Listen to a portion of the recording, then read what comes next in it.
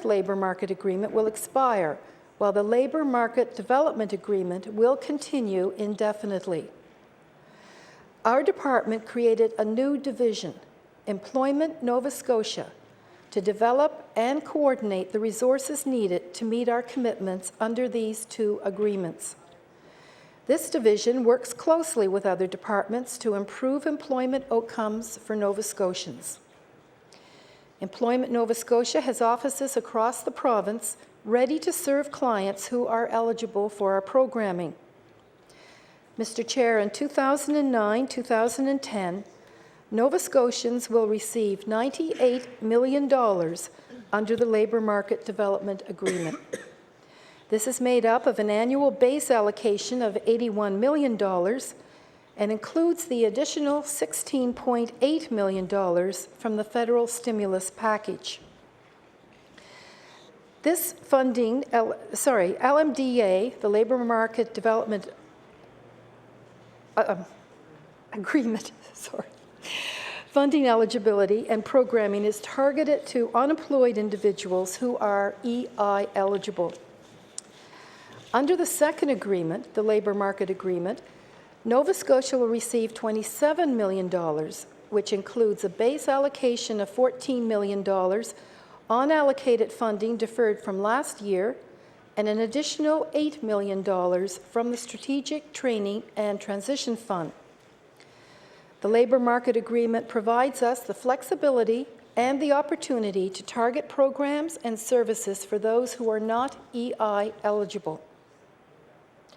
For the current fiscal year, we expect to invest our $18.8 million Labour Market Agreement allocation as follows: $5.5 million to enhance client access, $6 million for skill development, $4.3 million for workforce attachment and retention, and $3 million for workforce development. An additional $8.2 million from the federal stimulus package will be invested to help workers, communities, and employers affected by the downturn in the economy. Mr. Chair, these funds will enable labour and workforce development to work with other departments to address workforce needs in a changing economic climate and to respond to industries experiencing challenges. Funding from these agreements also supports the province's poverty reduction strategy, positioning Nova Scotians to break free from the cycle of poverty. Mr. Chair, a great example of this is my department's One Journey Work and Learn program. This program is delivered in partnership with the Department of Community Services, business, industry, and community agencies. Participants who successfully complete industry-approved job-specific training move into jobs with partnering industries and employers. Mr. Chair, 80% of participants in One Journey are employed. Mr. Chair, part of our workforce is made up of older workers. Some of us here today may shudder when I define an older worker as being aged 55 and over.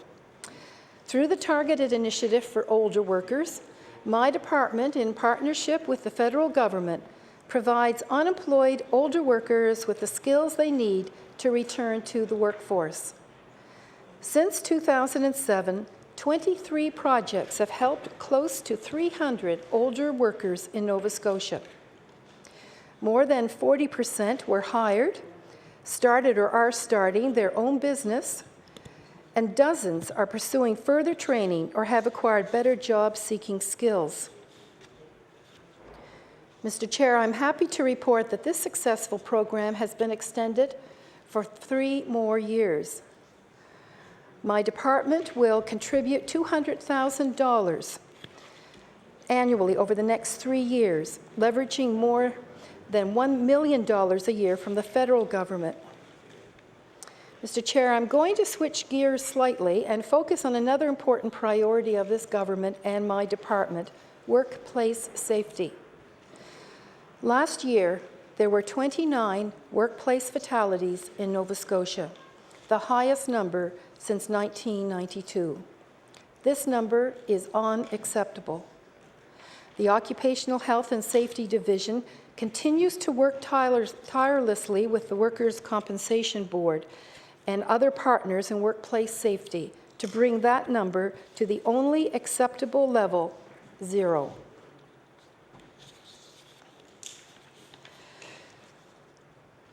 My department recently announced an administrative penalty system under the Occupational Health and Safety Act. Currently, compliance is achieved through education, promotion, enforcement, and prosecution. While these approaches have had some success, more needs to be done. The administrative penalty system will encourage greater compliance.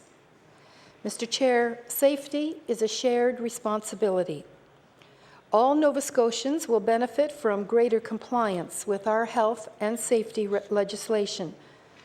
Safety in general is an extremely important element of our work. Included in that is fire safety. Every day, volunteer firefighters put their lives on the line to protect Nova Scotians. We regularly work with stakeholders, including professional and volunteer firefighters, to keep them current with best practices. We also help municipal fire services with their recruitment and retention efforts. This money, $145,000, will support these efforts in rural Nova Scotia. Mr. Chair, I'd like to take a moment to talk about legislation that focuses on labour mobility. The Fair Registration Practices Act supports best practices in regulated occupations. This year, $110,000 will be dedicated to a Fair Practices Office. This initiative will promote fairness in Nova Scotia and ensure that new immigrants and new workers understand which credentials they need to have work here. The office will also ensure that a proper appeals process is in place. During Labour and Workforce Development's strategic planning process last year, concerns were raised around areas within the department that were under-resourced. The department was reorganized to achieve the desired outcomes of that strategic plan. This year, $293,000 will be reallocated to improve policy and communications within the department. Additional resources will also be dedicated to the conciliation services. This will build more sustainable capacity for conciliation services within the Labour Services branch. Labour Services conciliation capacity will be increased through a $200,000 investment. These conciliators will help to maintain the stable labour environment we enjoy in this province. This will let us continue to position ourselves as a forward-thinking department, equipped to address the challenges and opportunities for a changing economy. Earlier, Mr. Chair, I mentioned this department touches on many aspects of Nova Scotian life, including leisure activities. The Atlantic Lottery regulations are a good example. These regulations will restore players' confidence in the lottery system and better protect Nova Scotians and retailers.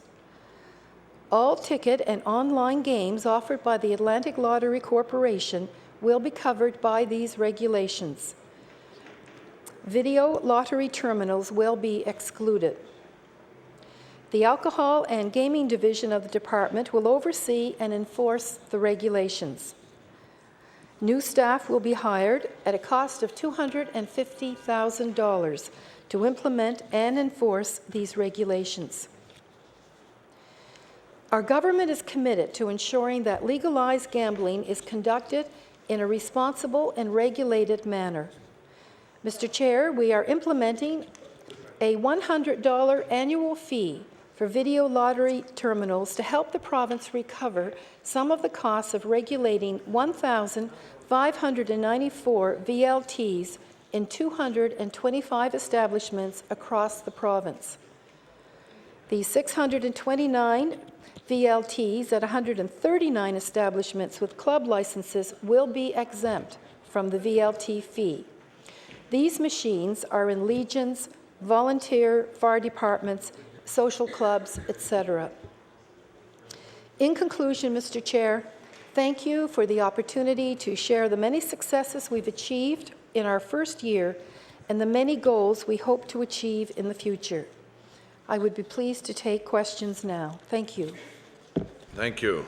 The chair now recognizes the honourable member for Bedford Birch Cove. Thank you very much, Mr. Chairman.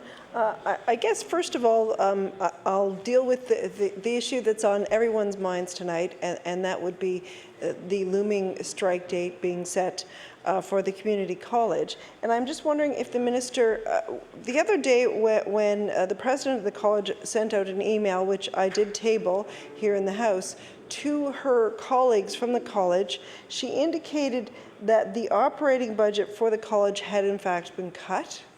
And I'm just wondering, is that so? And if so, by how much, and what was it cut to?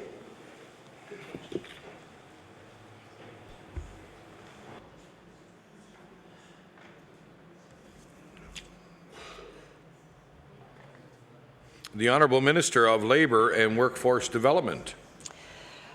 Thank you, Mr. Chair. I just want to explain to the honourable member that the community college funding for the operation of the community college system comes out of the Department of Education budget, and I understood we were starting labour and workforce development. But I believe I know part of the answer, so I will attempt to answer it.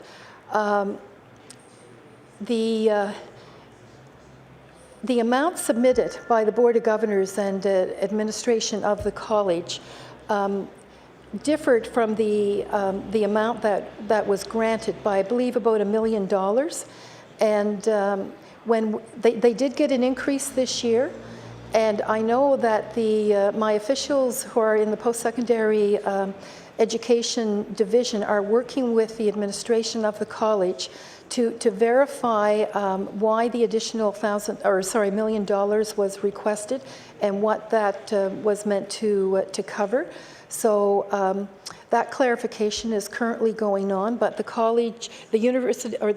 community college system did receive an increase aside, even without considering that amount of money over last year. But I don't have those materials with me, and I'd be pleased to get additional information and table it. Thank you. The honourable member for Bedford Birch Cove. Throughout this whole process, I've been a little sort of mystified by why, if in the past the government has always settled with the NSTU, the public school teachers first, and then proceeded to give the same raise to the college teachers, why they would have not done the same thing this year, and if they felt, in fact, that was too generous a raise to give to these 900 teachers after giving it to many more teachers, why they wouldn't have had a smaller raise in the first place.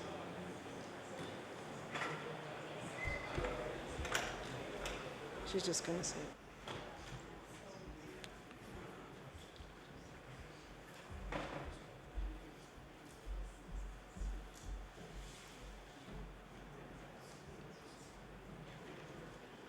The Honourable Minister of Labour and Workforce Development. Thank you, Mr. Chair. Again, this is a question for the Department of Education, and I don't have that background materials with me. But it's my understanding that there was no agreement with the former government during their deliberations during the collective bargaining process that would lead to a settlement for year 1 and year 2, and so that was an outstanding negotiation that our new government inherited, and the collective bargaining process is continuing as it's designed to do. So some of those questions, obviously could be answered more specifically by the former government, but that might have been a question I could give you more detail if it had been raised during the education estimates. Thank you. The honourable member for Bedford Birch Cove. Now, the minister has stated in her role as education minister that she understands the anxiety of students and their families. Do you understand the anxiety the entire province is feeling now about a looming strike, the first ever teacher strike in this province?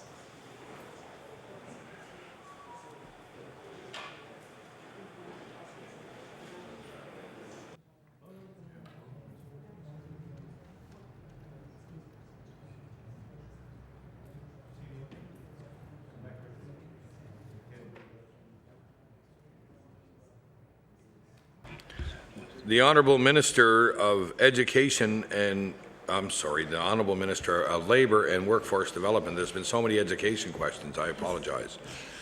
Thank you, Mr. Chair. I can appreciate your confusion.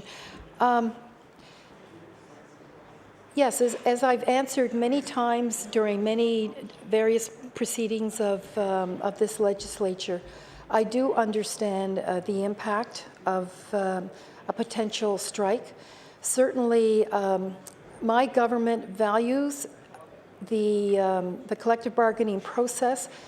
It was designed and is continuing in the way that it was meant to. It allows the employer and the employees to sit down with one another at a bargaining table and work out their differences so that they can hopefully arrive at a mutually acceptable result that would be in their best interest and the best interests of the citizens of Nova Scotia. And I think it is critical as Minister of Labour and Workforce Development to not get involved in that process and to ensure that it continues or encourage the parties actually to get back to the table. You can't resolve your differences if you're not talking to one another. And I do hope that, as I've said many times before, I understand I value both sides in this situation. I have the utmost respect for the faculty and professional staff at the Nova Scotia Community College, as I do for the Nova Scotia Teachers Union. They're all reasonable people, and I do encourage them to get back to the table and sit down and discuss this matter. It's in the best interest of them and also the thousands of students who feel threatened and anxious about the outcome of the process. So there's not much more I can say. It's an important process, and it's a hard-won right of the workers of this province, and it's worked exceedingly well in labour negotiations for hundreds of years, and I just encourage people to sit down and talk to one another. The honourable member for Bedford Birch Cove. I find, thank you, Mr. Chairman. I find it interesting that the Minister of Education has stated that the collective bargaining process has worked well, and the process that the government is going to respect and honour this process and allow it to continue. But the problem is that when you put on your Minister of Labour hat, I mean, if you look at this process critically, it is not proceeding well. They are not at the bargaining table. The teachers' union is going to set a strike date this evening. So I do not understand how you can say that the process is working well when, in fact, what we are well on the road to is our first ever teacher strike in the province. So now that, as the education minister, you haven't stepped in, now as with your labour and workforce development hat on, will you step in to get the two sides back to the table?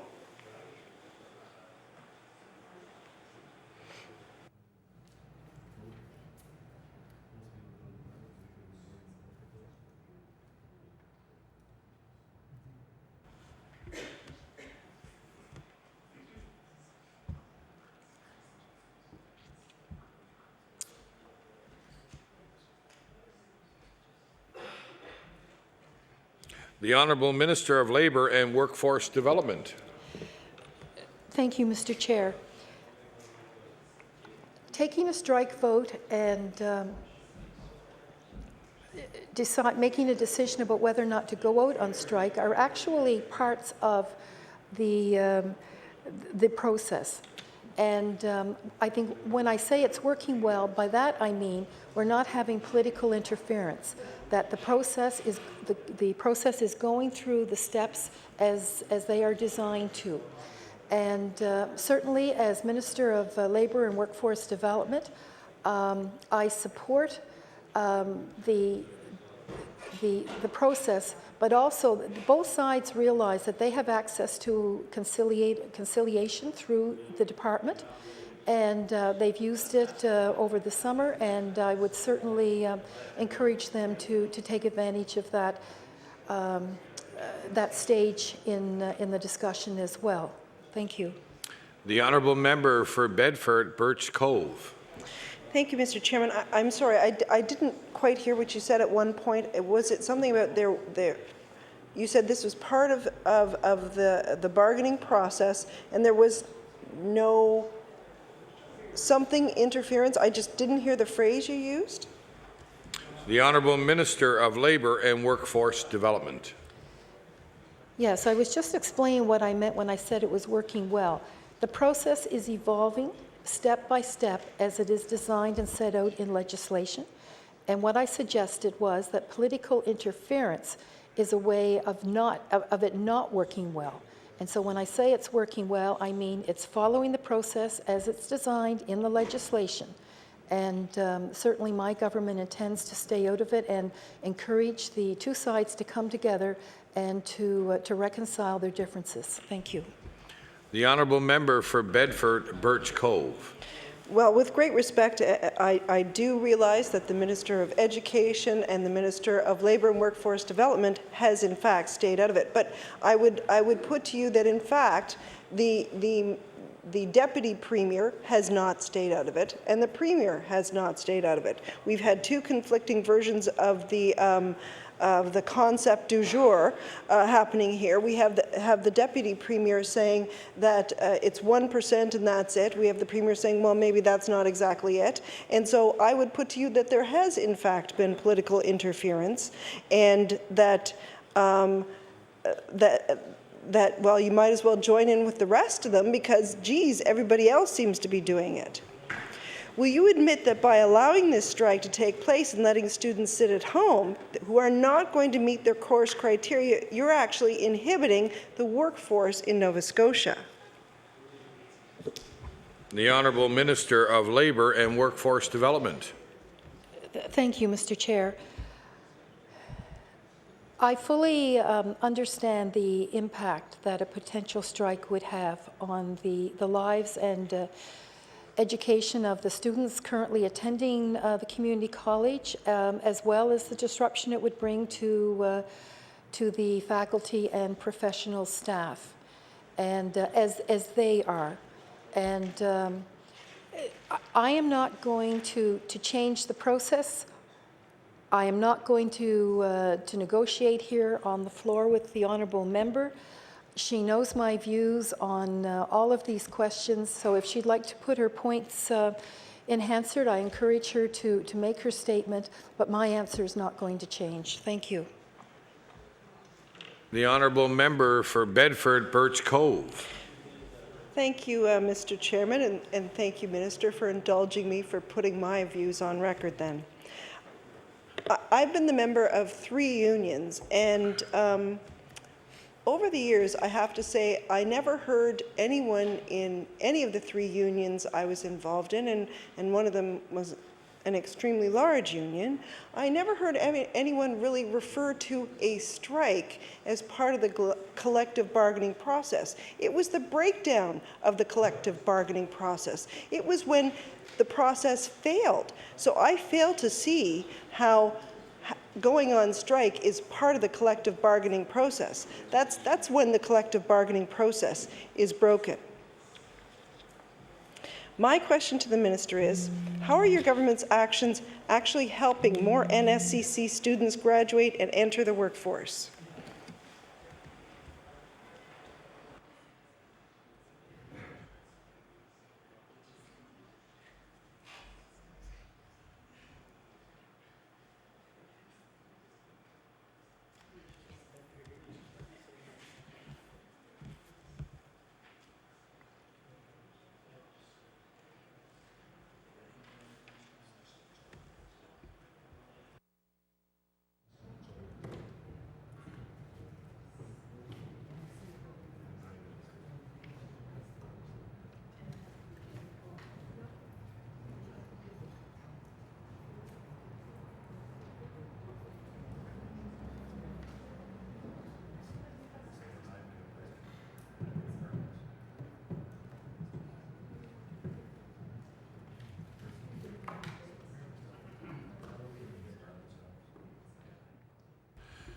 The Honourable Minister of Labour and Workforce Development.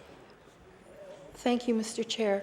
I feel I must remind the honourable member that we're doing the budget estimates for the Department of Labour and Workforce Development, and it is my responsibility to protect the collective bargaining process.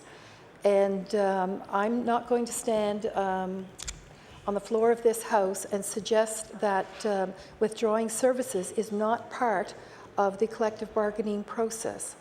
Nor am I going to say that that faculty and professional staff shouldn't have an opportunity to negotiate, their wages, their salaries, and benefits. So this is the process that, as I said earlier, that has worked very well throughout the history of the labour movement in Nova Scotia. And, we'll just have to wait and see what the outcome is. But if we interfere with the process, then, perhaps government needs to micromanage all of these things and not let the employer and employees reach conclusions using the process. Thank you. The Honourable Member for Bedford Birch Cove. Thank you very much, Mr. Chairman. Well, that's not what the teachers who are calling me and writing me are saying. They can't understand why this department has let it get so far, why they are actually going to be going out on strike, I'm assuming next week, because you've had this laissez-faire attitude and you're just letting this happen. I have to say, I'm frankly stunned that a strike is listed as being part of the collective bargaining process. So in today's edition of the Chronicle Herald, the Deputy Premier made it clear that the government is getting involved simply by writing the letter that he did. He said, "I remain hopeful that the parties will agree to go back to the table so they can reach an agreement, but the plain truth is that wage settlements of the past 3 years are not affordable today." And doesn't this not confirm what we have been saying all along, that the government does have an important role to play in this situation? My question to the Minister of Labour and Workforce Development is, since a strike is imminent, will you engage the union and resolve this matter to avoid a strike that will affect thousands of students and thousands of workers?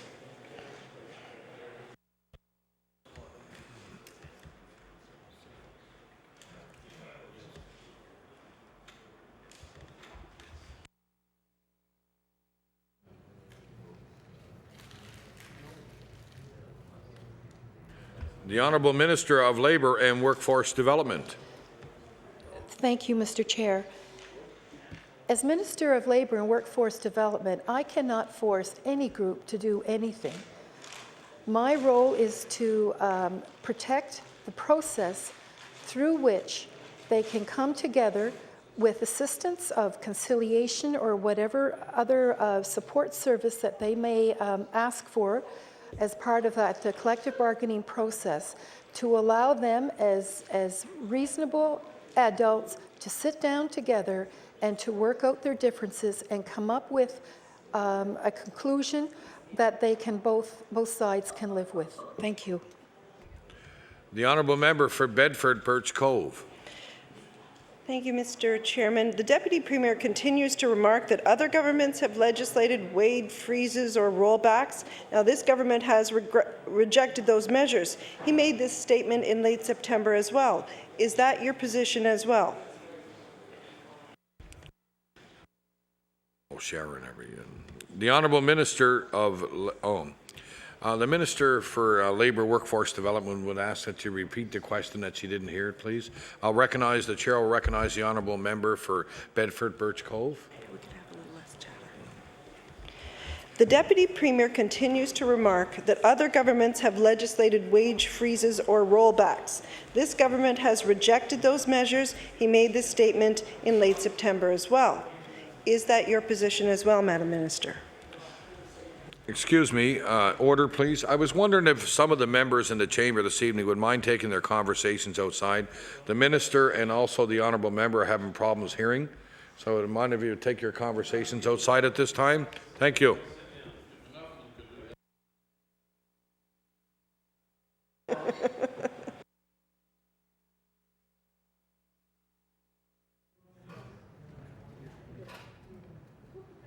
The Honourable Minister of Labour and Workforce Development. Thank you, Mr. Chair. Within my role as Minister of Labour and Workforce Development, my responsibility is to ensure that the supports and services are there for both sides to reach their own settlement. That is the only decision-making role I have as Minister. The Honourable Member for Bedford Birch Cove. Thank you, Mr. Speaker. I would put to you that the 1% increase the government is offering is in fact a rollback for workers, because in Nova Scotia, prices excluding energy increased 1.8% 2008 to 2009, and food prices increased 5.2% from 2008 to 2009. So with respect to food inflation, for example, in Nova Scotia, a 1% wage increase is in fact a rollback, especially for those who are on the lower end of the wage scale, since they're going to have to use more of their income to pay for food. Will the minister admit this wage increase is in fact a rollback? And I'm wondering, did you as Minister of Labour and Workforce Development have input on the decision to make that increase 1%? And if not, why not?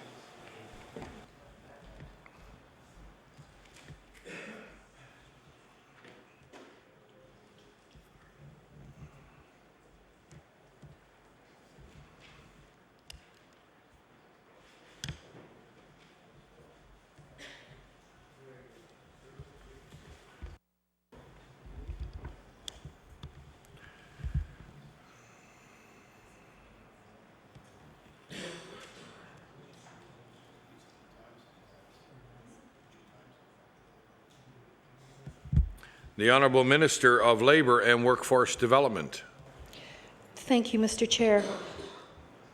I just want to remind the honourable member that, as I've explained several times here already, my role as Minister of Labour and Workforce Development is to support the parties in reaching their own settlement. And I'm protecting the process, and it would be inappropriate for me to comment on those while this process is underway. Thank you. The Honourable Member for Bedford Birch Cove. Thank you, Mr. Chairman. I'm just wondering, what will your government do to get the parties back to the bargaining table and resolve a strike should it occur?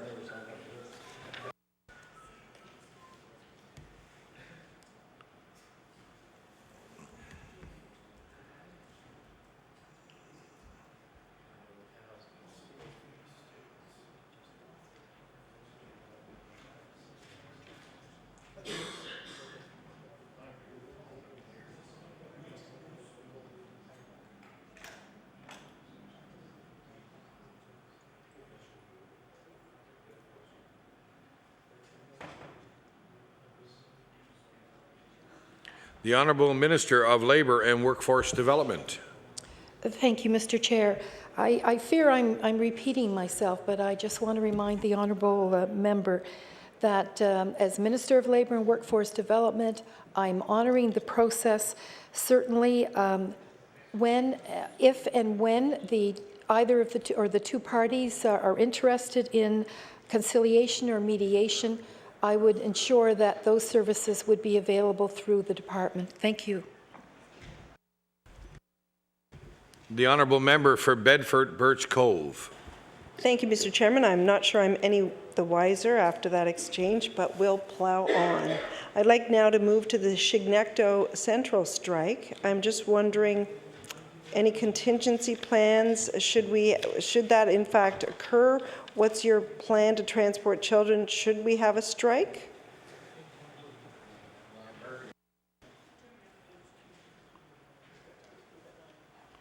The Honourable Minister of Labour and Workforce Development. Thank you, Mr. Chair. As Minister of Labour and Workforce Development, I have no role in that situation. That question perhaps could have been raised during education budget And if you want to sit down, I'd be pleased to answer it at another time. But I have my labor and workforce hat on. I have that staff here. Those budget books are open. So thank you. The honourable member for Bedford Birch Cove. Quite right, Minister. Now that Labour and Workforce Development is its own department, what action has your government taken in order to keep Nova Scotians working in Nova Scotia?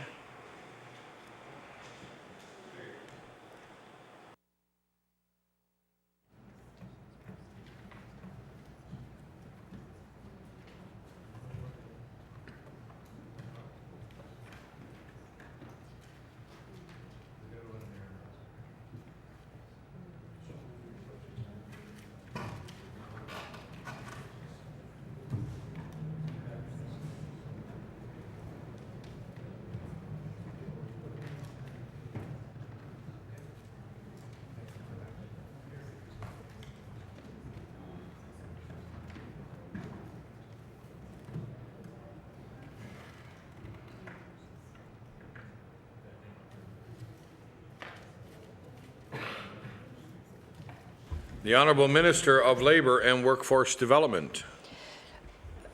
Thank you, Mr. Chair.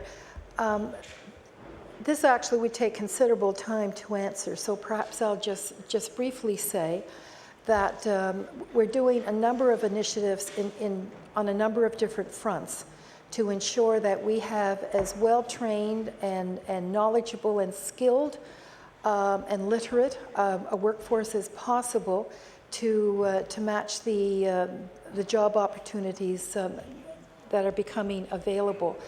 And certainly, through our apprenticeship programs, through working with employers and the Nova Scotia Community College, we're also encouraging employers to do as much on-site training in-house to upgrade the skills of their current workforce.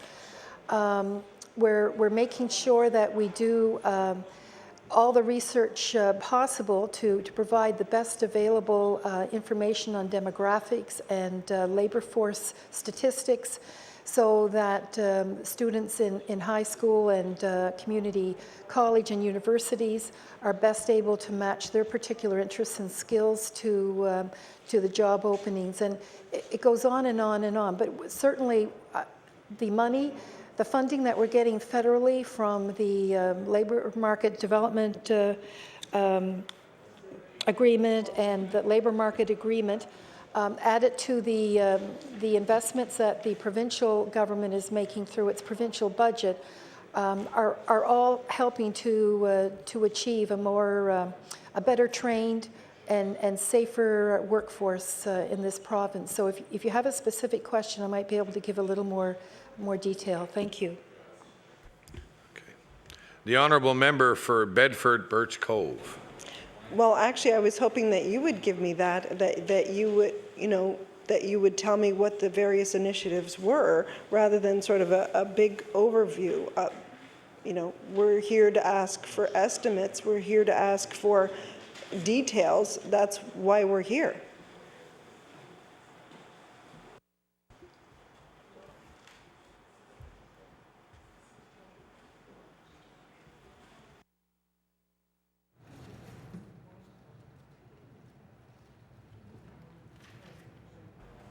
The Honourable Minister of Labour and Workforce Development. Thank you, Mr. Chair.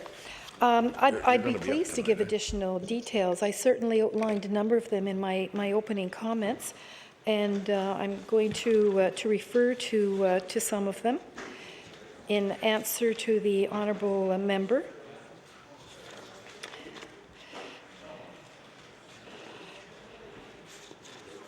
Okay.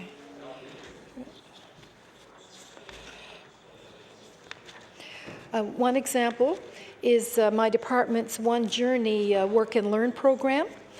And as I mentioned earlier, this program is delivered in partnership with the Department of Community Services, and also business, industry, and community agencies are involved in the partnership.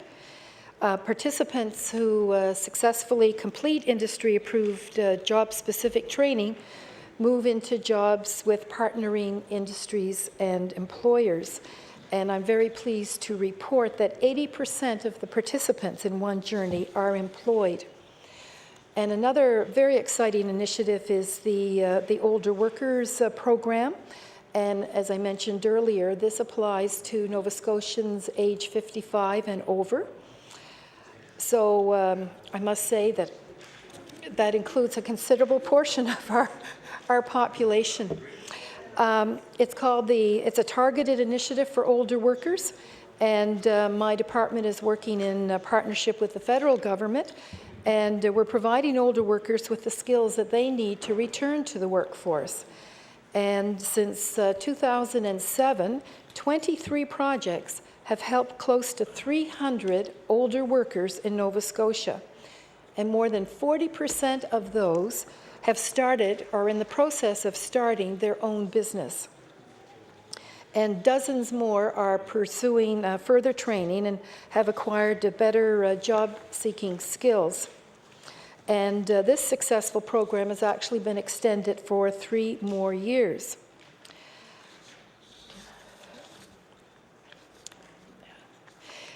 Another exciting initiative is one called Parents as Career Coaches. And it was piloted a few years ago in the Nova Scotia Community College. And parents were asking for assistance in being more knowledgeable in terms of what advice they can give their children who wanted to make course selections and move into certain pathways towards certain careers. And so in 2006, the Labour and Workforce Development purchased the program, and they engaged career and transition services to deliver the program to the parents of students enrolled in the Options and Opportunities O2 program in the public school system. And during that first pilot year, 120 parents and 16 schools participated. And there was a huge demand for the program, so it was then offered the next year to all high schools in the province. This year, 33 schools and 500 parents participated in the Parents as Career Coaches. And and 33 schools, that was in 2007, 2008, and last year, 33 schools and over 600 parents participated. So it's obviously a very popular program. Parents and guardians take very seriously the kind of advice and encouragement they give their young people as they are making these very important decisions during this crucial transition time, and they seem very appreciative of having the latest in demographic and labor market studies so that they can be a true support to their children in this process. So perhaps I'll stop there, but those are just some examples of the kinds of innovative and critical programming that's going on through the department. Thank you. The honourable member for Bedford Birch Cove. Thank you, Mr. Chairman. Thank you, Minister. That was the kind of detail I was looking for. We need nurse practitioners and other healthcare professionals here in the province, but they're slipping away to other provinces and even the United States. I'm wondering, what's the plan from the Department of Labour and Workforce Development in terms of creating job opportunities for healthcare professionals in Nova Scotia and keeping them here?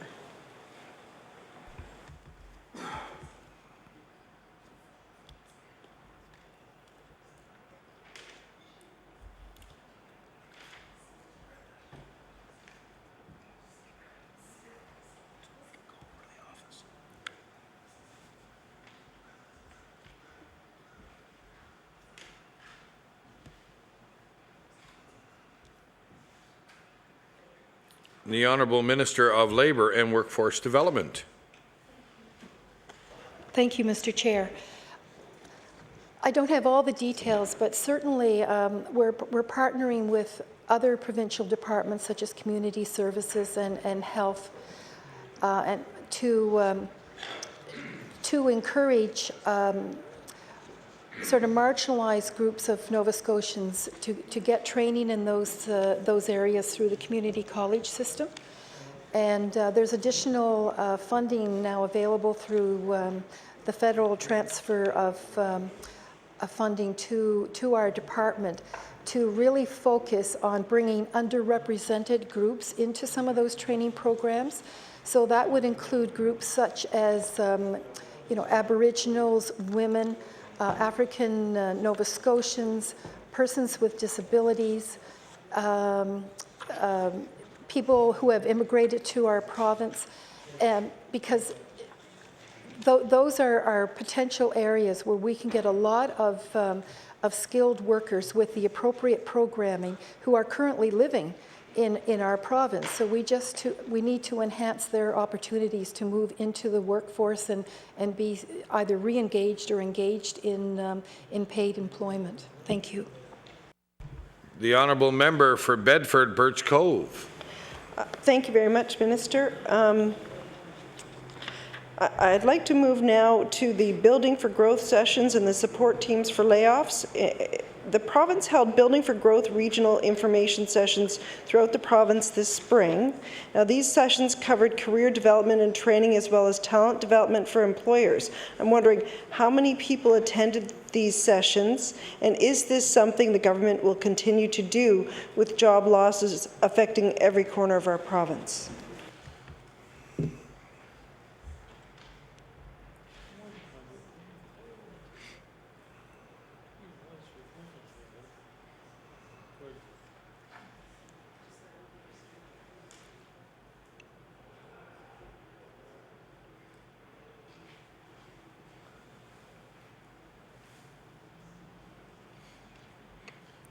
The Honourable Minister of Labour and Workforce Development. Thank you, Mr. Chair. And I appreciate the recognition from the honourable member that that was a very successful strategy, and certainly we will be reviewing the results and evaluating it in terms of whether or not to continue it. But it was very popular, reached a broad array of citizens in various parts of the province. I also want to mention at the same time our worker transition services, and these are available when there's what we call shifting labour market requirements, and it may include setting up interim transition centres or career. It also covers career development and exploration, literacy and essential skills training and retraining.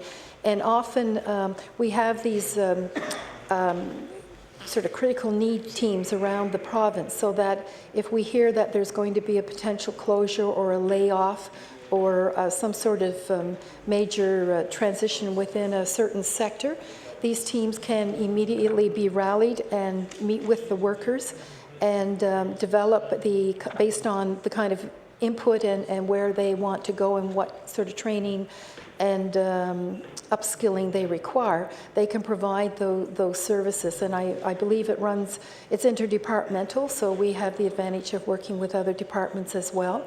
And I've had some personal experience. That kind of initiative came into effect with the closure of the Moyers factory in my own constituency, and I must admit this was my first exposure to the worker transition service program, and I was extremely impressed and had a chance to talk to a number of the workers who took part.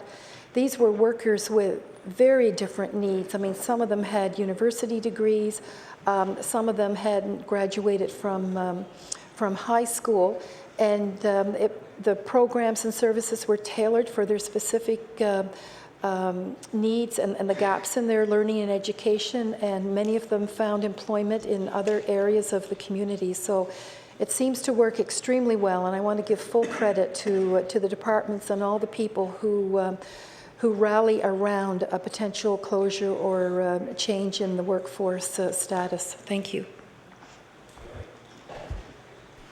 The Honourable Member for Bedford Birch Grove. Thank you, Mr. Chairman. Acrobat Research Limited of Mississauga stated recently that they're laying off all 48 workers at its Canso call centre and all 38 people at its Cheticamp unit as of October 29th. So I'm wondering, what will the province do to help these 86 people who have lost their job? Will one of these critical need teams be going there? Can we expect that kind of assistance? The Honourable Minister of Labour and Workforce Development. Thank you, Mr. Chair. Yes, the worker transition services that I just described are currently in effect in those two areas, working with those workers.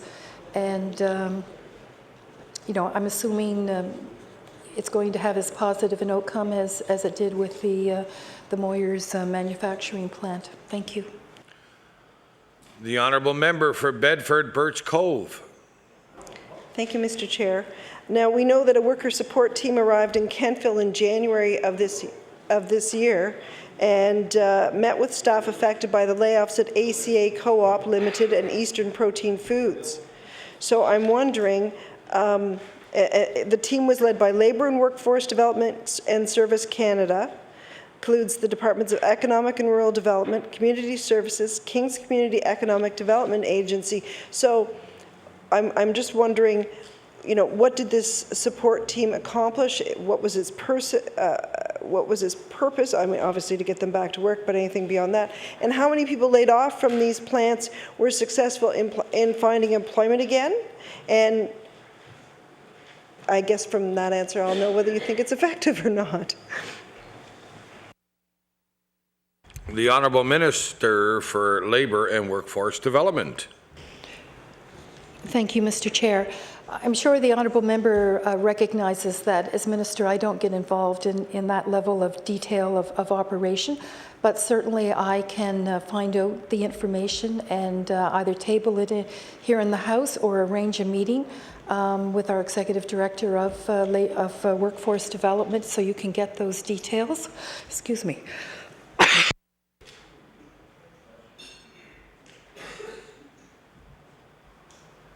The Honourable Member for Bedford Birch Cove.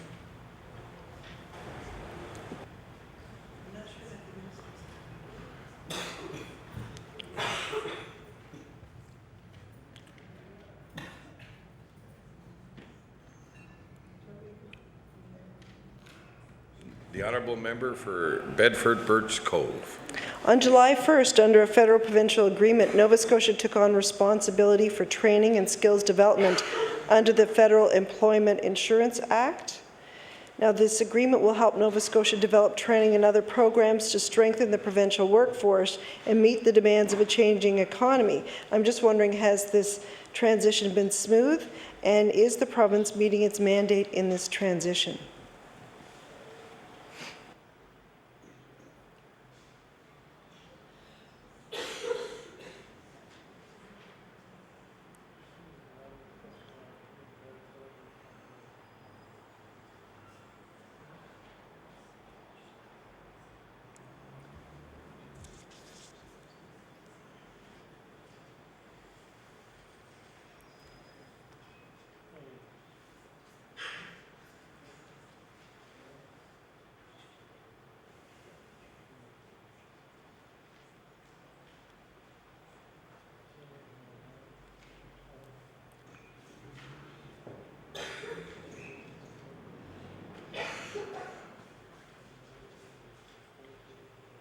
The Honourable Minister for Labour and Workforce Development.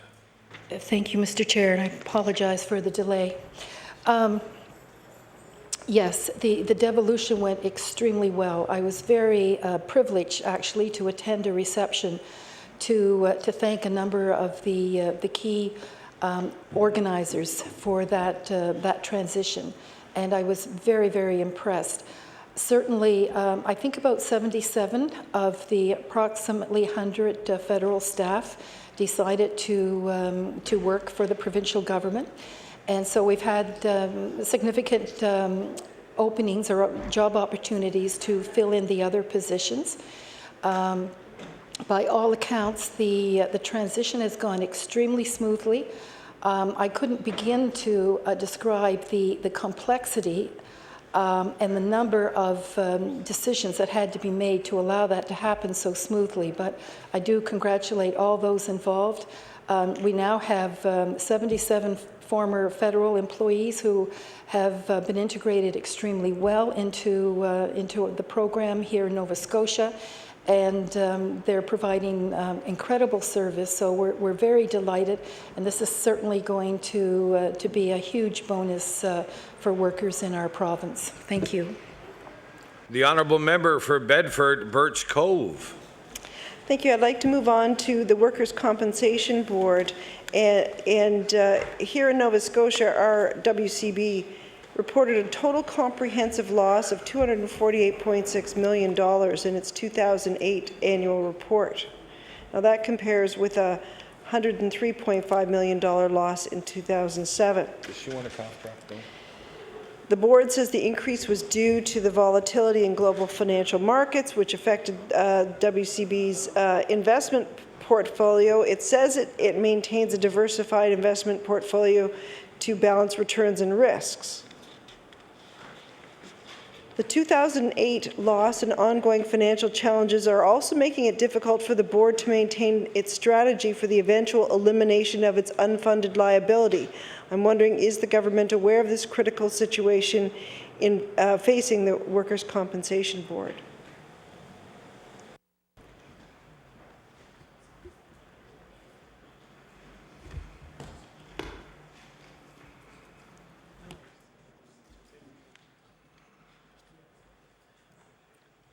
The Honourable Minister of Labour and Workforce Development. Thank you, Mr. Chair. Certainly the government and actually all members of this House are very aware because I just tabled last week, I believe, a report, the quarterly report from the Workers' Compensation Board, and their current situation and their plans for the future. They're very transparent about them. They make quarterly reports to this House, and I also have had several meetings with the executive director and just met recently with the interim chair of the board, and probably will be meeting with the members of the board when the session is finished. As the honourable member can appreciate, it's a bit of an arm's length board. It's set up under legislation, and but they're very, as I said, very transparent about their operations. And if it's any sort of barometer of how well things are going, I must say, as an MLA in my own constituency office, I have fewer and fewer complaints coming in about the Workers' Compensation Board. So I'm assuming that considerable progress is being made in terms of improving that safety net for insured workers in this province, and I want to commend them. Certainly, their investments have suffered the same way as all investments have in the current economic situation. But they're very experienced. You know, they have a recovery plan, and I have full confidence that their assets will rise very quickly. Thank you. The honourable member for Bedford, Birch Cove. I'd like to move on to just some issues surrounding injury. The rate of injury, according to the WCB, went from 2.57 persons sorry, I better go back here a bit. The number of people who were injured on the job in 2008 was 31,753, compared with the 2007 total of 32,030. The rate of injury went from 2.57 in 2007 to 2.48 in 2008. Now, the reduced number of workers injured on the job is really important, but it shouldn't be underplayed. But the fact remains that 29 Nova Scotian workers died while on the job last year, and 9 of them were in the fishing industry. And the Workers' Compensation Board is encouraging the creation of a safety association within the fishing industry. Can you tell us anything about the creation of this safety association dedicated to the fishing industry? And is there anything that your department is doing to expedite its creation? The Honourable Minister of Labour and Workforce Development. Thank you, Mr. Chair. Yes, I do have some information for the honourable member about the Fishing Sector Safety Association. There are several others. This one, I think, is probably one of the more recent safety associations. In 2007, there were actually over 800 injuries in the fishing sector. And from 2006-07, there were 391 person years lost to workplace injury in that industry. And the injury rate, no surprise from those stats actually, in the fishing industry is among the highest in Canada. So the department is working with the fishing industry to set up this safety association, because they're, I mean, not only are they concerned about the individual loss of life and injuries on the job, but of course this affects the rate at which they're assessed as well. So they have many reasons to want to work together to encourage and support each other in a safety association to raise awareness, to raise standards, to raise safety practices, and to decrease those statistics. So they're highly motivated, and certainly the Workers' Compensation Board give them full cooperation and support. Thank you.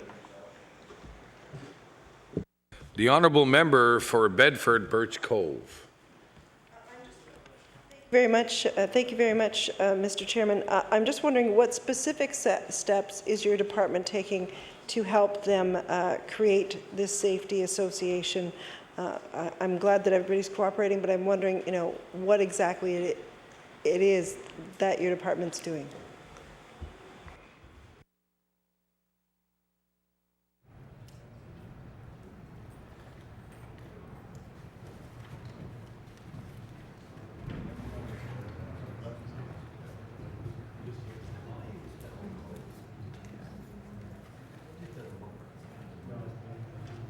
The Honourable Minister of Labour and Workforce Development.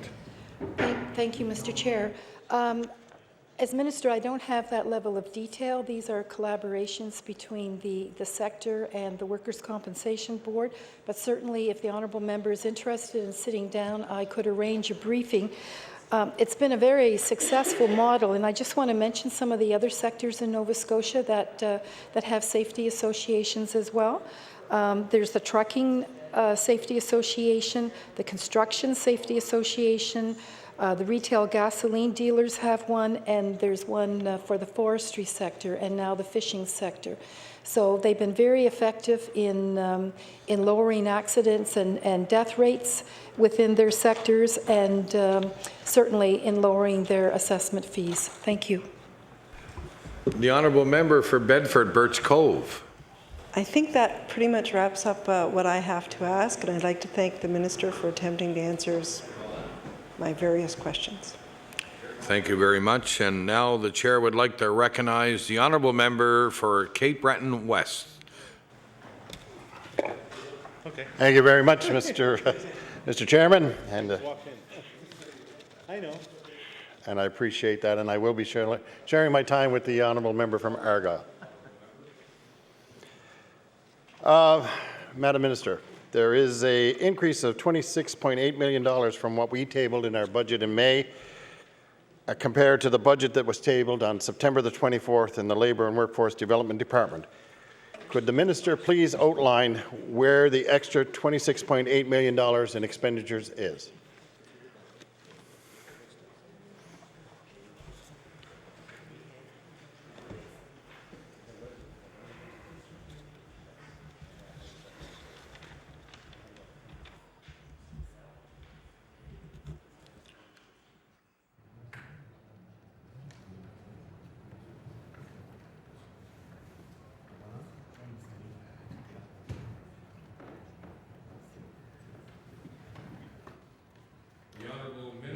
Labour and Workforce Development.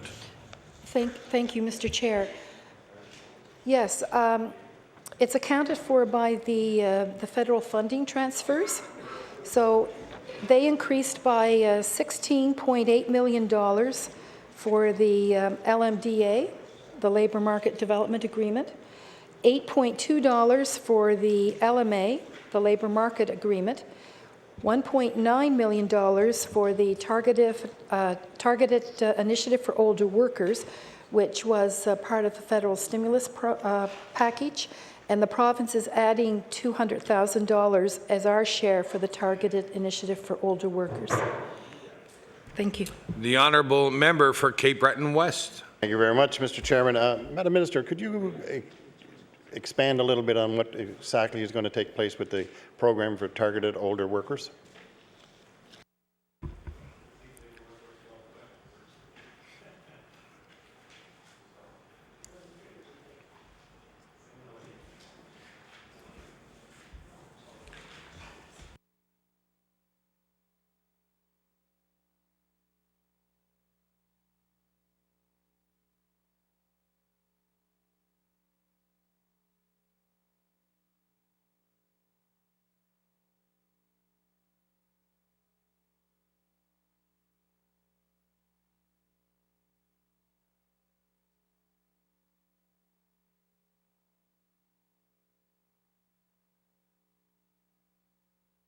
The Honourable Minister of Labour and Workforce Development. Thank you, Mr. Chair. I'd be delighted to give a few details about the targeted initiative for older workers, $200,000. And I just want to remind people, as I mentioned earlier, that the definition of an older worker for this program is age 55 and older. So we will be partnering with the federal government, and it provides unemployed older workers with the skills that they need to return to the workforce.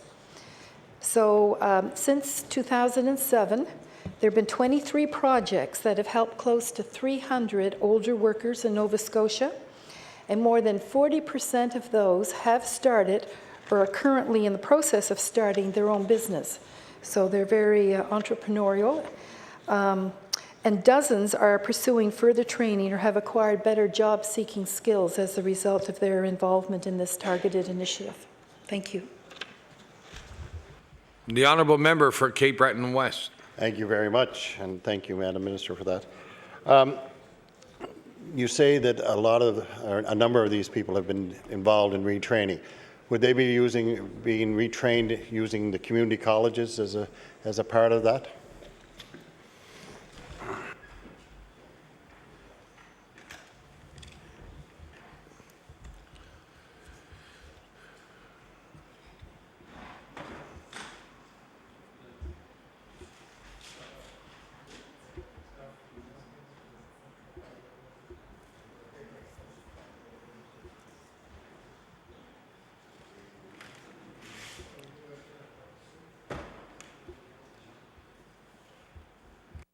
The Honourable Minister for Labour and Workforce Development. Thank you, Mr. Chair.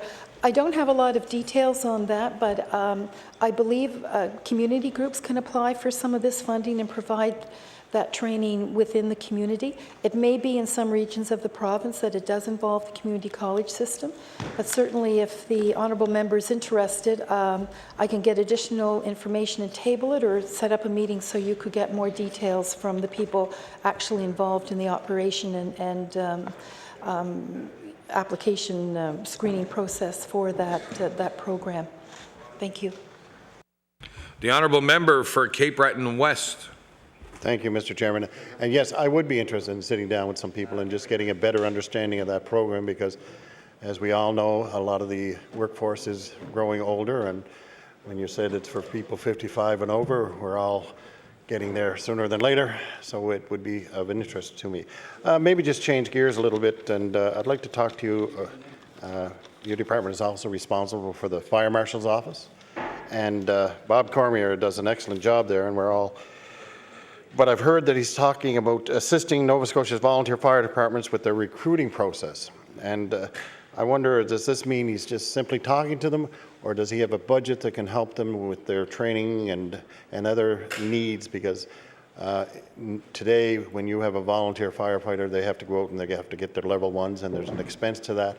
And sometimes it's a deterrent for some of the departments. So it's about $2,000 to get a level 1 accreditation. Thank you. Thank you. The Honourable Minister of Labour and Workforce Development.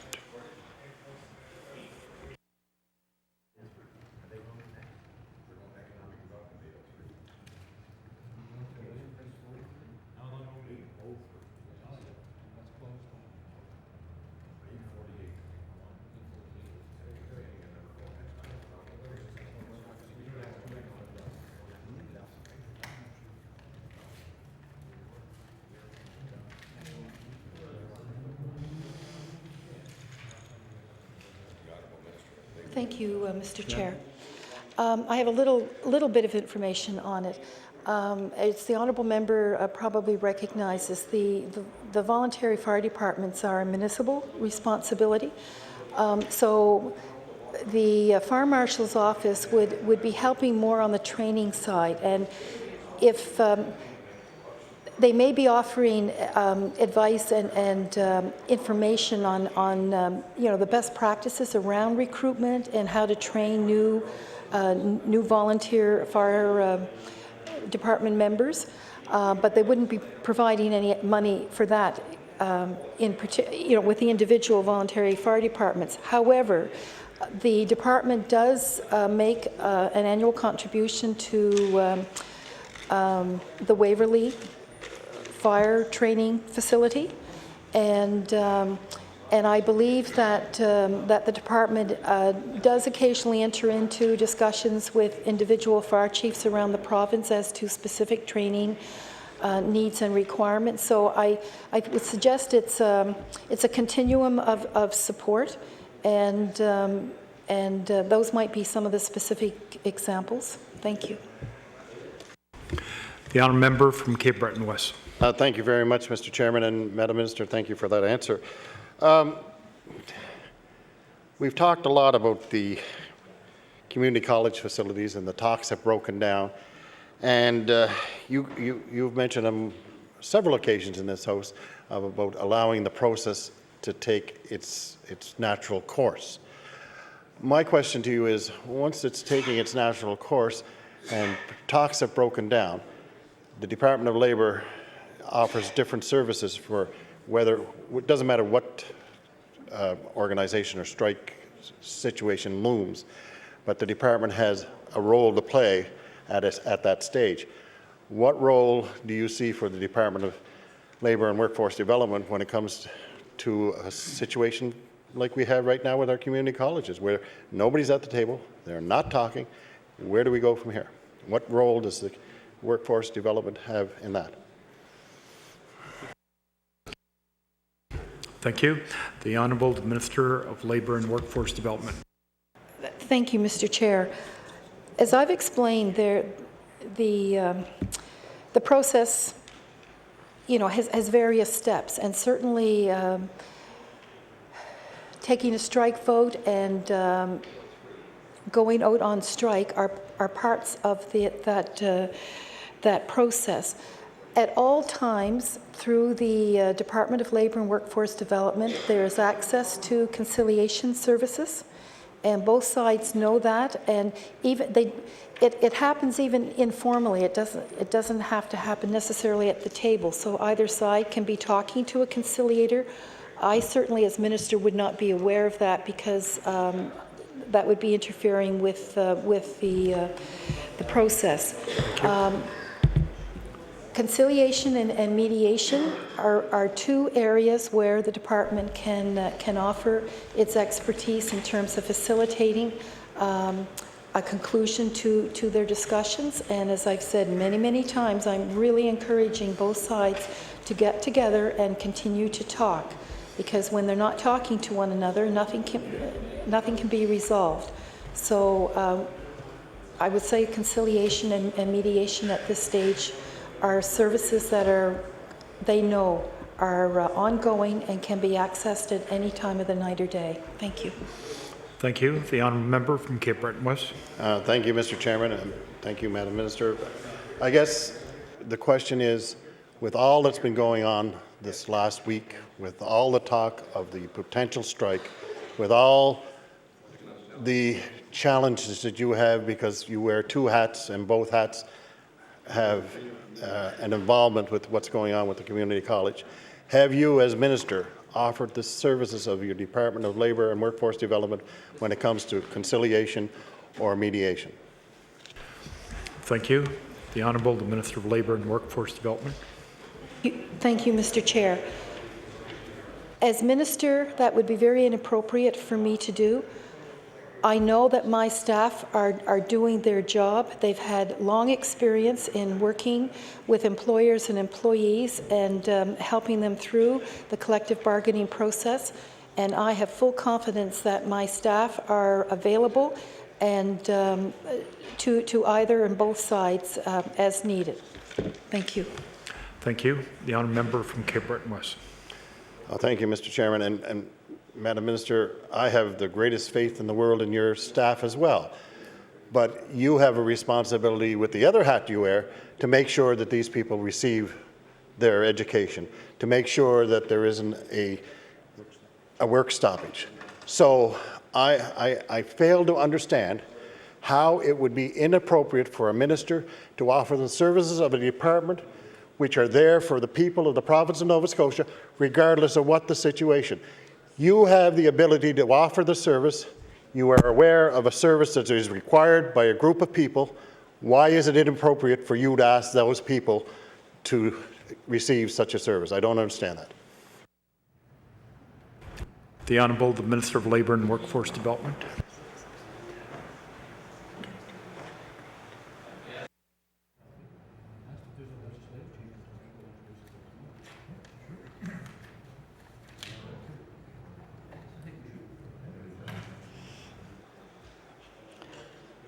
Thank you, Mr. Chair. Both sides in this situation are very well aware of what services are available. They've accessed them in the past, and I cannot force any body, organization, union, or group of people in this province to accept assistance or help. They know it's there. I encourage them to use it.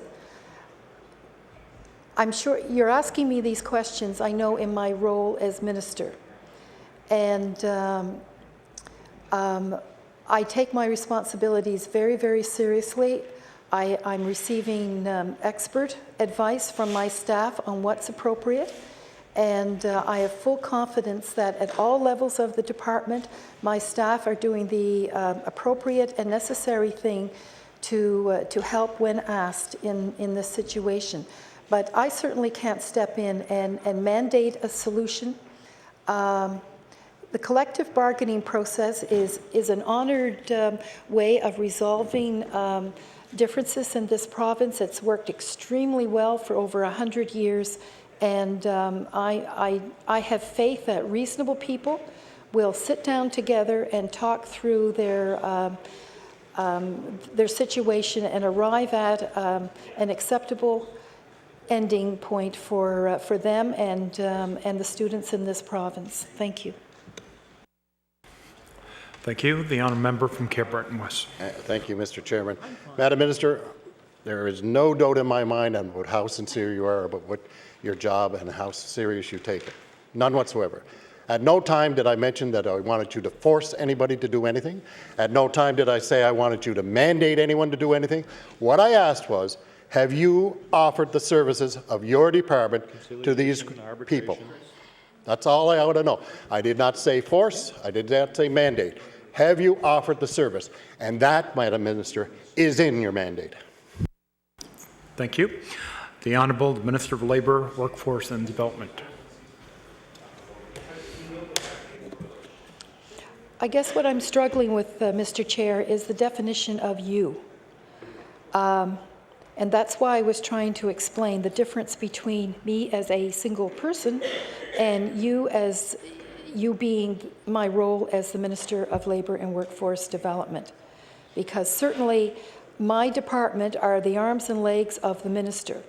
And they have offered those services. They're well known to both parties in this situation. So I'm not clear on how specific the honourable member is trying to be. If he means, did I personally go meet with either side and offer those services? No. But have those services been offered through staff in the department? Yes. The honourable member from Cape Breton West. See, that was easy. Thank you very much. I appreciate that. I don't have the button that they have on the Staples commercial to say that that was easy. I should bring mine in. But what we needed to know, or what I needed to know, was indeed that the services have been offered. And Madam Minister, the way I understand how things work around here is if something went wrong, it's your fault. So if something went right, it's also should be credited to you. So if the department have offered those services, then yes, you've done it as minister, and that was what I was getting at. So with that, I appreciate your answer very much. I am going to turn over the rest of my time to my colleague from Argyll. Yes. Thank you. The chair recognizes the honourable member for Argyll. Thank you very much, Mr. Chair, and it's my pleasure to stand and speak for a few moments on labour and workforce development. We know the time is getting late, and I thank the minister and her staff for being here and maybe answering tedious questions. But I think they're all important questions, and I know the member for Cape Breton West, is trying to get to the root of the issue, and the challenge I think that you as minister are going to find yourself in is this sort of dual role that you do have, is that you are a minister of education and responsible for the community college, but at the same time you're the minister of labor, responsible for the Trade Union Act. So through those two pieces, there's going to be some, conversations with yourself to try to come up with the solutions. And yeah, we know conciliation, I think, had been already offered at some point, and next piece along is going to be arbitration. And I think what the member for Cape Breton West was coming to was has arbitration been offered? And if arbitration has been offered, is it binding arbitration? Is it? I mean, there are a number of different permutations of arbitration. Has that come into the discussion? And I know we'll probably talk about this during emergency debate later on today, but maybe just as a quick question, and then I'll move on from there, and maybe ask some more questions to the different divisions of your department. Thank you. The Honourable the Minister of Labour, Workforce and Development.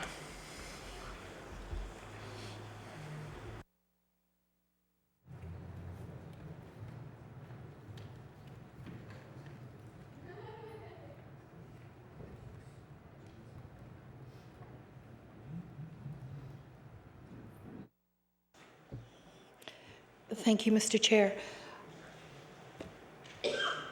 As I understand it, at this stage in the collective bargaining process, conciliation and mediation are services that my department can offer, both the employer and the employees. Thank you. Thank you. The honourable member for Argyll. Thank you very much, Mr. Chair. And I'm all, having had the opportunity to sit at Labour Committee on a number of occasions, talking about impending strikes and collective agreements coming to a close and offers and all that stuff. I know the challenge that this is going to present, one that will take a lot of work on behalf of Labour Committee to make sure that the right offers are put out there, but at the same time, your role as minister responsible for the Trade Union Act are going to I think challenge you in a way. And I remember the discussions that I would have with the previous minister, Mark Parent, and he always tried to keep his role pure when it came to the dealings with unions. He was the minister responsible for the Trade Union Act, but in his particular case, he was a minister of education at the same time. So I think those dual roles will find yourself, I think, in not necessarily difficulty, but a challenge, I think, at times over the next number of days. Anyway, let's go back maybe to ask a few things about the budget. Then I've got a couple of questions on some programming. And I know the member for Cape Breton West asked about the $2.8 million. From what we're seeing is that your FTE count has changed from 272 to 270. Could you maybe bring us up to date on what happened to those two jobs? Thank you. The Honourable Minister of Labour and Workforce Development.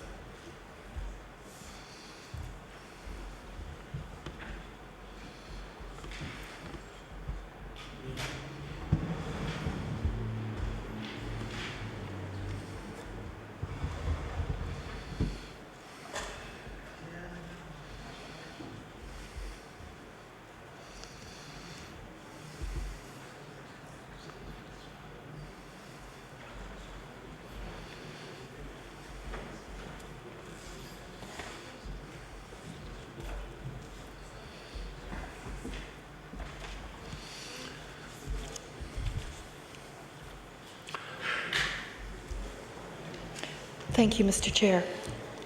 I can give the explanation initially for one.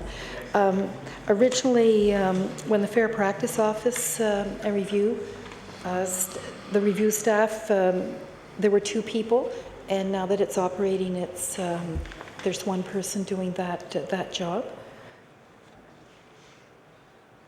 We'll identify the second one and table that information. I was just guessing, I don't know. I had mentioned earlier that 77 of the federal staff moved over to the provincial staff, but about 25 people chose not to come. And so whether or not some of those positions or one of those positions might still be outstanding, I'm not sure, but we'll get that information and table it. Thank you. Thank you. The Honourable Member for Argyle. Thank you very much. And I would also probably surmise from that even though there's a $26.8 million increase to the budget, so I'm thinking that's the transfer of programming that continues to come to the federal government.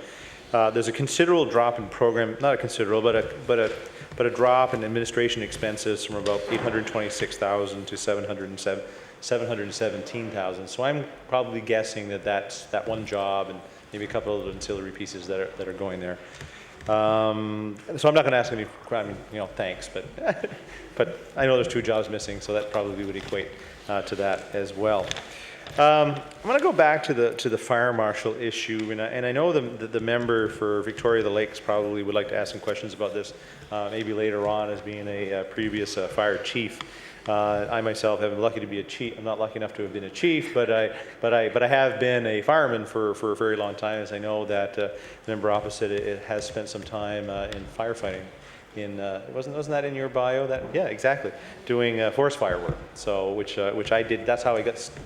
I don't want to call it stuck in firefighting, but that's my first touch, was working with DNR on a fire we had back of Argyle one summer. And I spent 2 weeks in the woods, and it was an absolute wonderful experience. But anyway, like the member for Cape Breton West was talking about, Barb Cormier is doing an excellent job as fire marshal, and there has been a lot of discussion lately on the training required for even to be a very basic firefighter. And I know that should someone at some point decide that you need to have a level 1, that I would have to resign my position as a firefighter, because I haven't been able to get to that point yet, because for the last 6 years I've been busy with this. But it takes about, I think, almost 2,000 hours in order to attain your level 1. And that doesn't count to taking your level 2.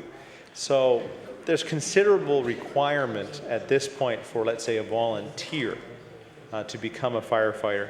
So I'm just wondering, what are your thoughts, and what are you feeling, or what have your discussions been with Mr. Cormier on fire training and the maybe minimum requirements for firefighters in these volunteer fire departments? Thank you.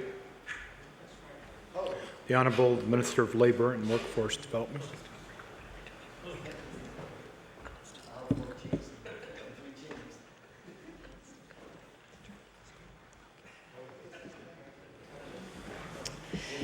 Thank you, Mr. Chair. I'm going to speak a little from general knowledge on this to start off. Certainly, I've had several meetings with the fire marshal, and I've been very impressed with the depth of his knowledge. And I have to say, shortly after becoming Minister of Labour and Workforce Development, I had the opportunity to hear him on CBC Radio.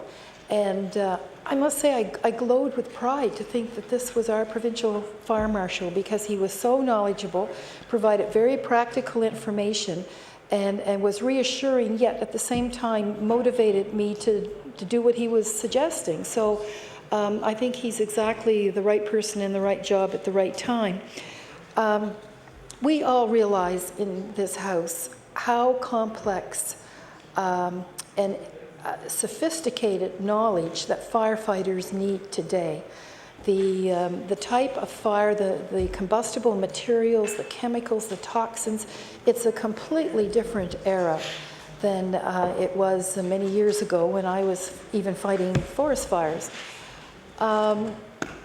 And so one can appreciate, for the safety of the firefighter and the safety of his or her colleagues, and success in effectively putting out the fire as quickly as possible, that, that much more training and education to become even a volunteer firefighter, let alone a professional full-time firefighter, require.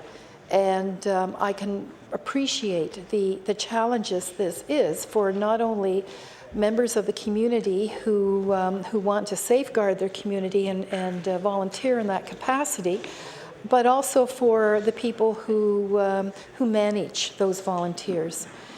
So as I understand it, the Fire Marshal has ongoing discussions, with the volunteer fire departments, especially through the chiefs.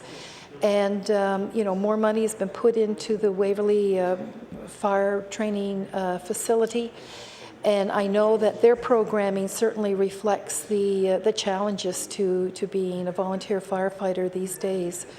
So I'm not sure that I have a lot more information. I know that recruitment and training and retention of firefighters are key issues that are identified every time that we have discussions with the fire chiefs. And there's actually the deputy fire marshal and 3 fire chiefs and a human resource specialist are working on a committee that has been meeting with fire departments around the province to develop a similar program to Ontario, which are a little quite much further ahead in terms of recruitment and retention. And so they've given Nova Scotia permission to use a similar strategy here in the province. And so this committee is going around the province, gathering information, listening to what the challenges and issues are, and trying to give some initial advice on sort of best practices, what's worked well in Ontario, and hopefully can be modified and replicated here in the province. Also, the province has a number of initiatives to assist the volunteer emergency responders. And as I'm sure the honourable member realizes, we have free vehicle registration. There's the eligible credit of $500 for income tax filings. There's a $5 million grant for infrastructure and equipment. There's no sales tax collected on the first $125,000 towards new fire trucks. And there's the GST tax break.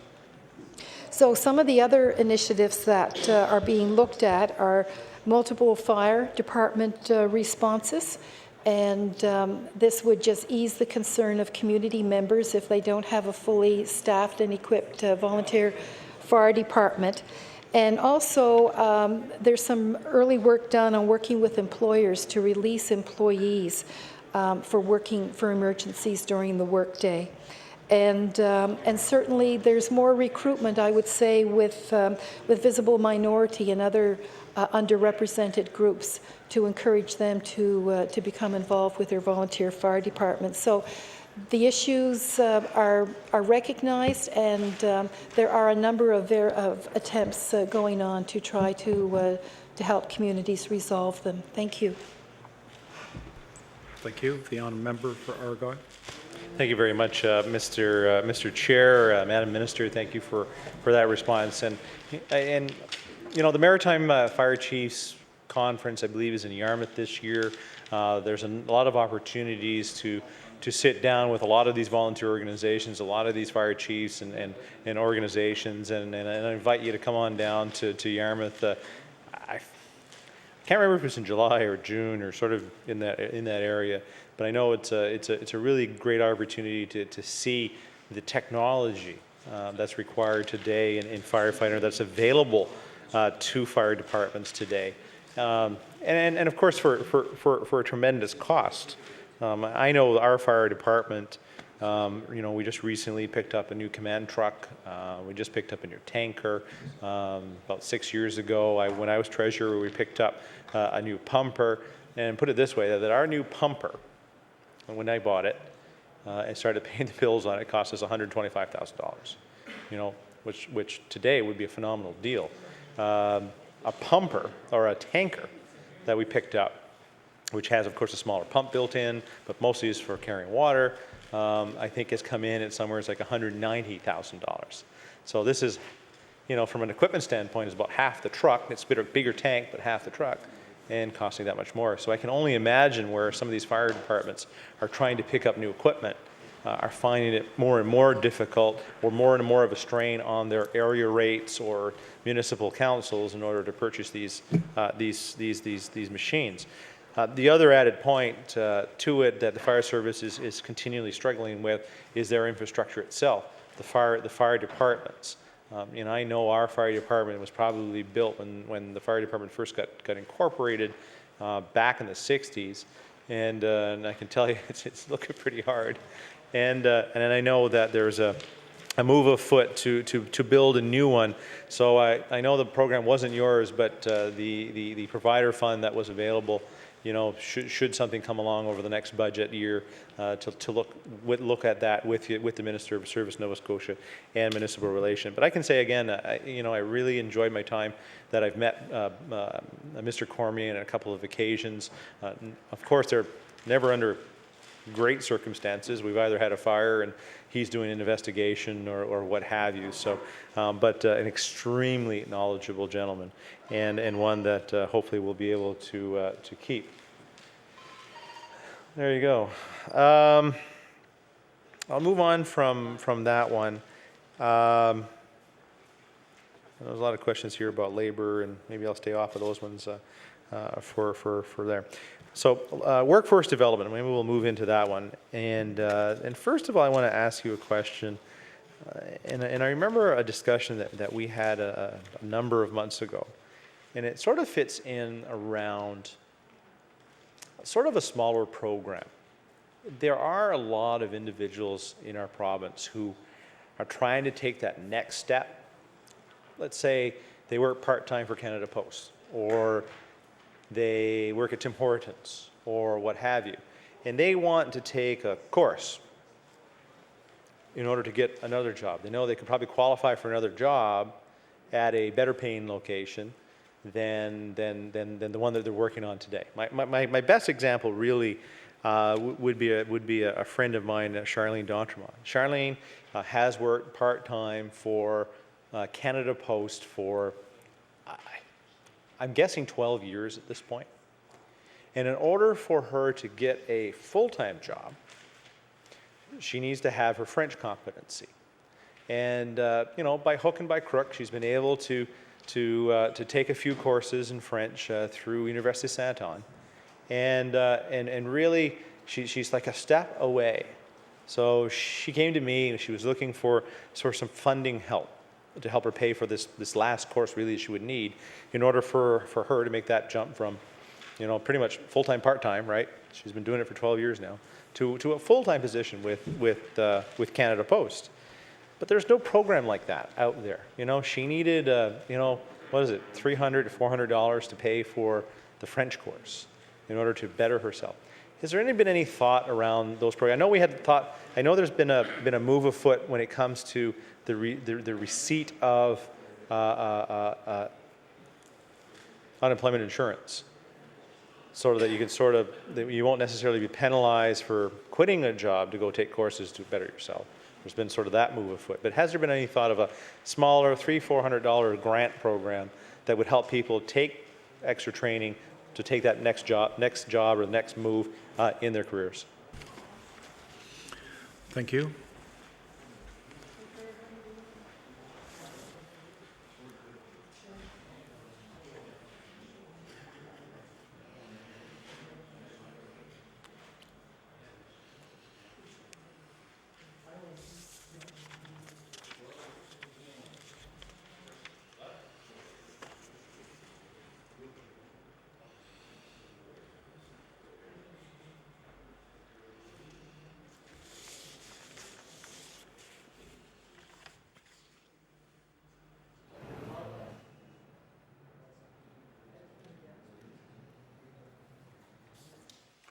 The Honourable Minister of Labour and Workforce Development. Thank you, Mr. Chair. I'm not sure that I can answer that question. Certainly, within some of the labor market development agreement funding, there is some opportunity for individual training, but you have to meet certain criteria, and I just don't know enough about this individual. But certainly, if you wanted to provide details to my department, I'd be pleased to have someone check into it to see if they could match this person up with the particular training opportunities that she's looking for and needs to move on. I also just want to mention I do have the information on that second position you were asking about. If it's possible, I'd like to provide. And I just want to mention that, interestingly, this didn't come to mind, although it should have. It's the reduction of the funding for an executive assistant for the minister.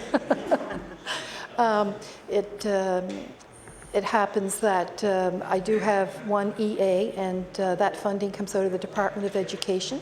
So that freed up the funding in the Department of Labour and Workforce Development to be used for other business. Thank you. The honourable member for Argyle. Thank you very much, Mr. Chair, and thank you very much, Madam Minister, for that further clarification on the position. And I know that there's been a move afoot by the Premier and by your government to sort of minimize the use of executive assistants. And the only comment I'd have on that, there's a lot of work in both those departments that another one would have helped, but I'm sure you can do it with just one.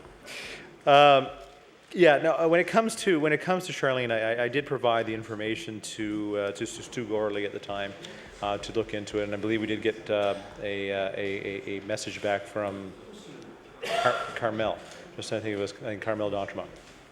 I'm just thinking. I'm thinking the family, and I forget the names. And Carmel works for us. Yes, and there was really no program that Charlene would have fit in. So I think it's a bit discouraging that she's so close, and I think in the end she's paid the money to take that course anyway. But she sees a whole bunch of people. This is the challenge. This is the challenge to make you understand it.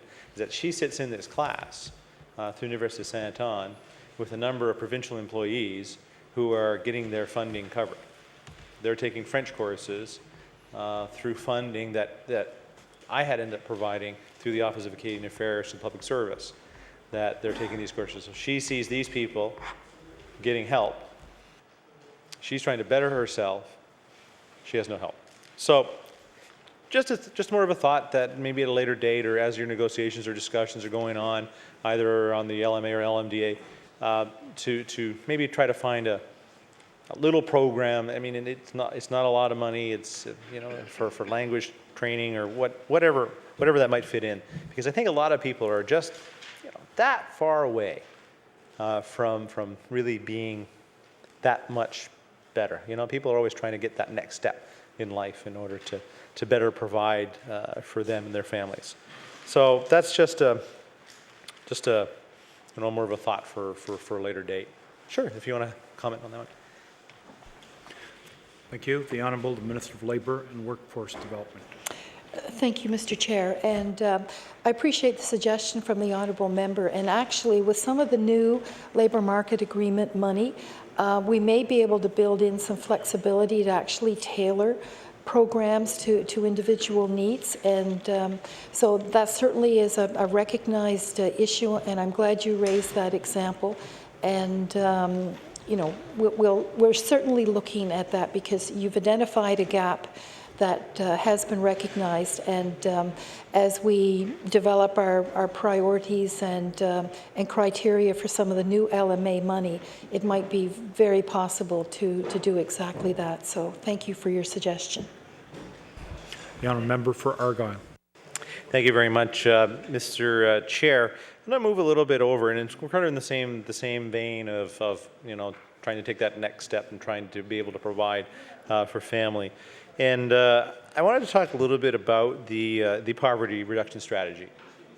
I was very happy to have been a part of the government that brought the poverty strategy forward. And of course, I thank the minister at that time. She did attend the announcement and the rollout when we did it at King's Tech. Who knew that a very short time later that you'd be one of the ministers responsible for it. I'm just wondering, what steps have been moving forward on this file. It does set some aggressive pieces in. So I'm just wondering, where has Labour and Workforce Development gone in the last number of months of moving towards some of our targets and getting some of the programs up and running? Thank you. The Honourable Minister of Labour and Workforce Development. Thank you, Mr. Chair, and I do thank the honourable member for raising that issue, because I'm sure he recognizes that it's very important to every member of this chamber, and I have a special interest in it. I'm delighted to have the opportunity to co-chair the poverty reduction strategy for the province with the Minister of Community Services. And there have been several meetings since my government took over. The deputies meet on a regular basis, but I just met last week actually with the other co-chair and our senior staff to develop some next steps. We're bringing together all the ministers involved that are on the ministerial committee together in another week or so for a meeting, and we'll be taking the planning or the implementation steps necessary to move that initiative forward. As the honourable member realizes, considerable money from the Department of Labour and Workforce Development will be invested in some of the recommendations, and will be an integral part of moving those recommendations forward. So thank you. It's in hand. As you realize, it's a very complex, multifaceted issue, and progress will be very slow, but we are going we're moving forward. Thank you. Thank you. The honourable member from Argyle. Thank you very much, Mr. Chair, Madam Minister. And it took tremendous discussion to get us to this point. And I know it'll probably take a tremendous amount of discussion to get us to the next steps as this strategy truly kicks in and gets working. And continually, and I know we'll get to ask questions to the Minister of Community Services when her estimates come up. But the challenge always was to provide dollars today that can be utilized by let's say an IA client, or do we build the programs which your department has in order to provide them with a way to provide for themselves? The old adage, or if you want to get biblical for a few moments as well, it's give someone a fish and they'll survive for a day. Teach them how to fish, they'll survive for life. And that's kind of the programs. I think our philosophy was always that to get the true bases that people can do for themselves, and that's going to be tremendous. Not to say that there's going to be some requirements along the way to keep people well, to keep people provided as that journey truly takes flight. So I look forward to seeing the next steps of the poverty reduction strategy, and truly to see our vision of not necessarily poverty free, because I think anyone that goes with that great view that we'll take everybody out of poverty by 2020 or whatever it is, I think we're destined to fail. But if we truly set those reduction targets and keep taking those steps, in a short period of time, we'll see a tremendous difference, especially for, of course, the disabled, for children, that target group that we really need to make the difference in. Because I know my time's getting short here. I've got about 10 minutes left here, and I know you might maybe want to have a quick closing up. I don't think the Liberal Party will be asking any more questions after me, so I figure my hour ends at about 8:03, and I probably could take some Liberal time, but I'm not. So move to a couple more questions. Thank you. The member for Cape Breton South there is saying to fill my boots, but I think my boots are pretty much full. I was going to say there's something else here that I really want to spend a couple moments on. You are the minister responsible for, Part 2 of the Liquor Control Act, is that what it's called? And also the Part 2 of the Gaming Control Act. There you go. Try to get it in there. And there had been some new lottery regulations that went into place on, October 1st, that, of course, were strengthened early this year. Is the minister able to provide some idea on how many charges have been laid under that Lottery Act, and maybe how many convictions were obtained maybe in the last year? Just trying to think if these changes that we continue to edit and strengthen these gaming regulations, lottery regulations, to see if it's having an effect on Nova Scotia's lives. Thank you. The Honourable Minister of Labour and Workforce Development. Thank you, Mr. Chair. Those regulations only came into force on October the 1st, so I do not, yes, I don't have any stats over the past week, but if the honourable member is interested, I could give just a little bit of information on the background of that. And you probably noticed in the budget that we've allocated $250,000 for staffing to enforce those regulations. And the intent is to restore players' confidence in the lottery system and better protect Nova Scotians and retailers. All ticket and online games offered by the Atlantic Lottery Corporation will be covered by these regulations, but VLTs will be excluded. And the Alcohol and Gaming Division of the department will oversee and enforce the regulations. So I just wanted to provide a little bit of general information, and certainly we'll be able to track the effectiveness of them as time goes on. Thank you for the question. The Honourable Member for Argonne. Thank you very much, Madam Minister, through you, Mr. Chair. And I know the sort of the Liquor Control Act as well is one that I think works for us to a certain degree.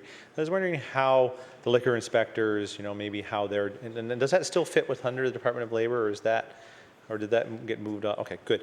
I see sort of an acknowledgement by the deputy there. I'm just wondering, how their work is going. Do we see an increase in charges laid?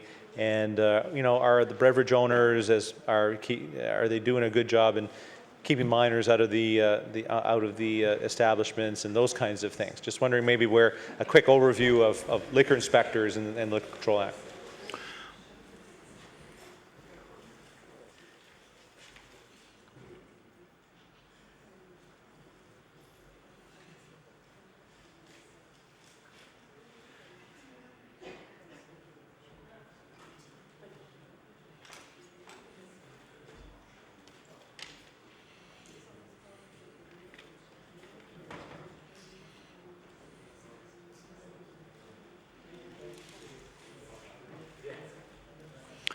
The Honourable Minister of Labour and Workforce Development.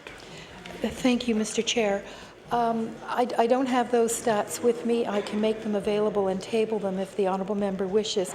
Just in a general way, as the honourable member probably realizes, the inspectors tend to do their work on sort of a risk-based evaluation. So licensed premises that perhaps have caused some problems in the past tend to be the ones that are more regularly inspected. If people have a pretty good reputation and they're complying with the regulations, they don't visit those establishments as often. And certainly within HRM, the inspectors have a very close working relationship with the police services, and so they can get up-to-date information on which areas perhaps they need to go in more regularly. So if you're interested, I can certainly provide those statistics, but I don't have them with me tonight. Thank you. The Honourable Member for Argyll. Thank you very much, Mr. Chair, Madam Minister, for that. And the importance is, underage drinking continues to be a challenge, especially here in the HRM, especially when university gets going. And especially when somebody has an Alberta permit. And it seems like there's been a few ways for individuals to get sort of around the ID issue and get them to move around. So it's good to hear that that we're keeping on top of that situation. And I know that from the gentleman that we have in Southwest, I believe Mr. Muse, see him on a quite regular basis or out and about. So, and I know that there's always some room for new opportunities, new ways to look at this situation. And by the way, I do have a constituent that's eyeing a job for it. He talks to me on a regular basis. So I'm going to mention the name right here and make sure it's enhanced, and I can show him that I actually asked the minister about it. Is Happy is his name. Actually, they call him, his name's Sylvester. Would you believe that? Bork, but Happy Bork we call him. He's been working. It's actually something like that. He's he's been an RCMP auxiliary for years and years and years. So has some law enforcement ideas around him. But I can tell you, he keeps waiting for that day that there's an opening Southwest that he can apply for that job. So I've asked it. It's enhanced. Now I can actually show him and say I talked to you about it. Let's move a little bit to another very important part that Labour and Workforce Development looks at, which is OSH, which is the Occupational Health and Safety. And I think, I got to commend the department. I think we've done a really good job in the awareness campaign.